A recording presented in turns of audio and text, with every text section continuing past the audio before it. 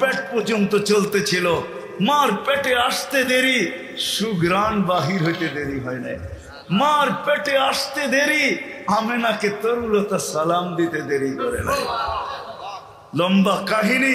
ওই রসুল আসছেন যেন সহজে, প্রত্যেক ব্যক্তি সহজে সহজে ওই পদ্ধতি নিয়ে আসছেন।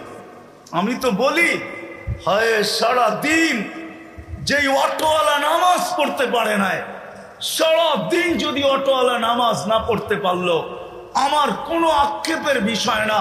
কিন্তু যখন ঘুমাইতে গেল, তখন ঘুমের বিছনায় যায় যদি এতটুকু বলতে পারে যে মালিক সারাদিন অটোতে ছিলাম, রাখারও সুযোগ ছিল না, আমারও পেটের টান ছিল, বাচ্চা কাচ্চারও পেটের টান ছিল, আয় মালিক সারাদিন অটোতে কাটায় দিছি, তোর ডাকে সাড়া দিতে পারি নাই, এখন ঘুমাইতে চলছি, ঘুমো তো মউত, জানি না সকালে তুমি উঠাবে কি উঠাবে না, যদি না উঠাও তো মালিক এই মুহূর্তে আমি তওবা করে ঘুমাইতে চাই, সারা দিন তোর ডাকে আমি সাড়া দিতে পারি নাই, এখন কিন্তু আমি তওবা করে ঘুমাইলাম।